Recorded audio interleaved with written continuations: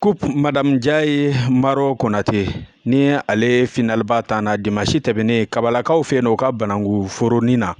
an b'a fɔ nin dolantan ni a kɛra équipe fila ni ɲɔgɔn cɛ n'o ye FC Tunkara ale ni AS Union dolantan daminɛ la an y'a ye AS Union ale de ye celu fɔlɔ don an bɛ taga se ɲɛfɛ wagati min na FC Tunkara olu ye a ji bɔ o kɔfɛ an tagara cɛ bila ɲɔgɔnna la n'a bɛ f'a ma ko ngɔyin dɔw yɛrɛ b'a fɔ ko tiro bit o kɔnɔna na FC Tunkara ale wulila k'i jɔ ni jɔnjɔn ye a ye nin jɔnjɔnba ta n'i ye a jateminɛ nin dolantan ni kɛnɛ kan maaba caman tun bɛ kɛnɛ kan fɛn min ye kupu dibaga yɛrɛ ni o ye Maron Konate ale tun bɛ kɛnɛ kan fo ka se a cɛ ani Mali yɛrɛ ka samata sɛgɛ dɔ bɛ yen nɔ n'an ka international don a tɔgɔ ye Lasana Ndiaye ale yɛrɛ fɛnɛ tun bɛ kɛnɛ kan dolantan tɛmɛnen kɔfɛ an m'a bila dakiridan la an ye ɲininkaliw kɛ an sera fɛn min ye Maro yɛrɛ ma an y'a ɲininka hakilinaw na kupu nin dalen kɔfɛ nisɔndiya min b'ale la an ka jɛ k'o lamɛn.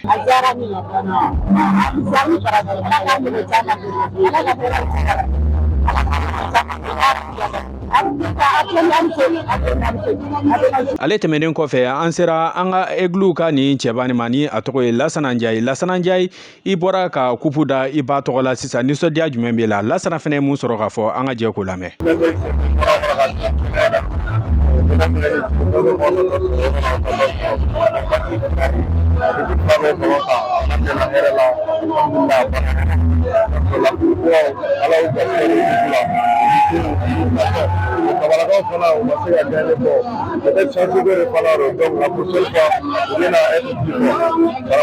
O tɛmɛnen kɔ fɛn min ye Seku ye Seku an ye ale fɛnɛ ɲininka hakilina na ale fɛnɛ fɛn min sɔrɔ k'a fɔ an ka jɛ k'o lamɛn. Alhamdulillah wala tigana wala mamana